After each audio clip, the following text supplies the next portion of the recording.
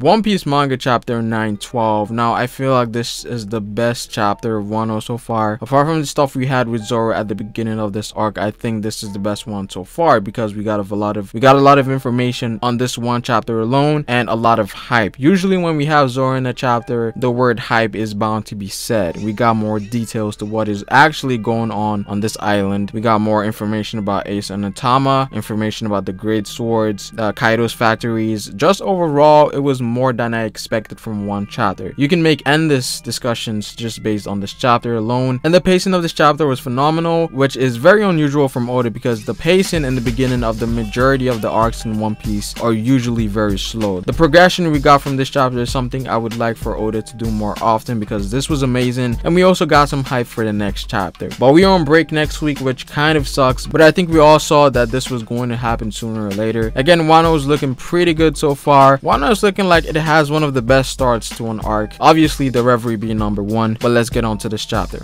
Now we get the follow-up of Otama asking Luffy about Ace. Now given that this was a sensitive topic, you would expect Luffy to show some form of emotion, but he straight up told her that Ace was dead. Now this is still within Luffy's character because one thing we know about Luffy is that he's a simple-minded individual. He's usually straight to the point, which goes to what Tenguyama said about Luffy being very insensitive because Otama passed out from hearing that news. And talking about Tenguyama, it was revealed that he's actually a blacksmith, a bladesmith that is related to Kotetsu, which was the individual who made all the Kitetsu swords. And we know that Zoro currently has a Sandai Kitetsu, which is the weakest one out of the three, and the Nidai Kitetsu is currently with Luffy right now. I feel like somehow, some way, it's most likely gonna end up with Zoro, which may serve as the replacement for his Sandai Kitetsu. I did say early in one of my Zoro videos that Zoro will eventually lose one of his swords in this arc because of how intense the battles are gonna be. Now the odds are is that the Shogun more than likely has the Shodai Kitetsu, which is of the same rank as Mihawk's Yoru, given the fact that he's the strongest samurai in Wano. So that's gonna be cool to see, because it was stated that the 12 great swords aren't like regular swords, they have different shapes and forms. So I don't think the Shodai Kitetsu is gonna be like a regular like sword. It's gonna have like something abnormal about it. We also got this nice segment with the flashback about Ace and Otama. Obviously Ace was, you know,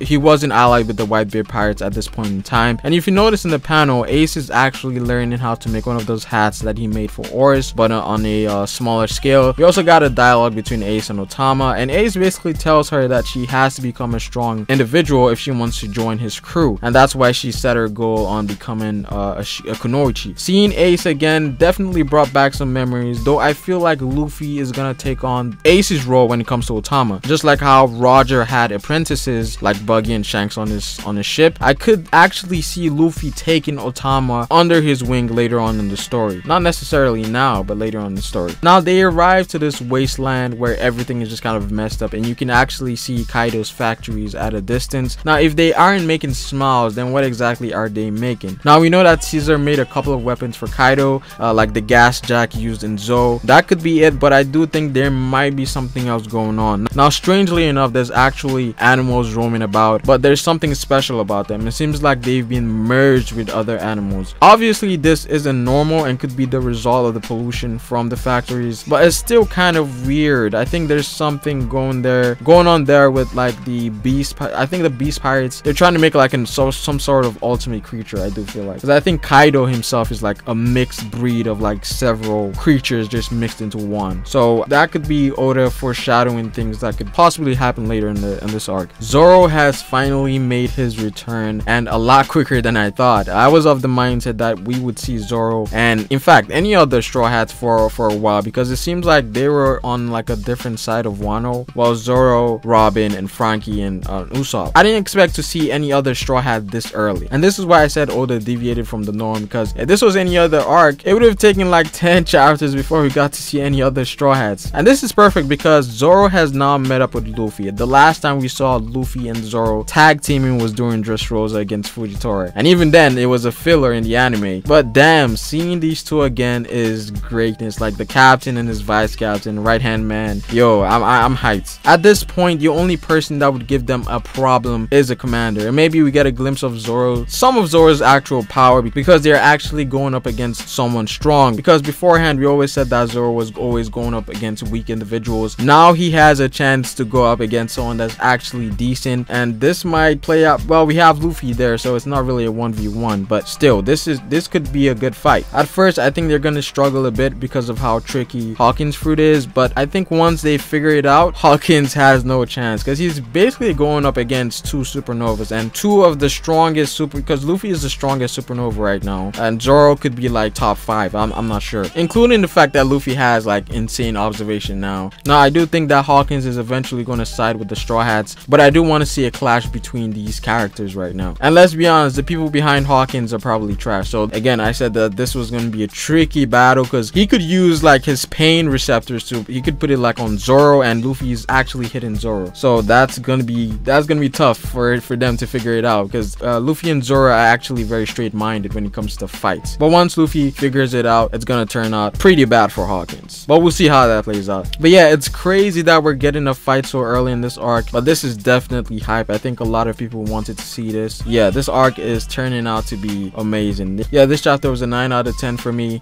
You know, we got a lot of things, a lot of progression, the pacing was really good, so I'm really hyped to see what's gonna happen next. But yeah, that's pretty much it for the video, guys. Comment down below what you guys think. Like the video if you liked it. Subscribe for more One Piece content. It is Pharaoh, and I will see you folks later. Peace.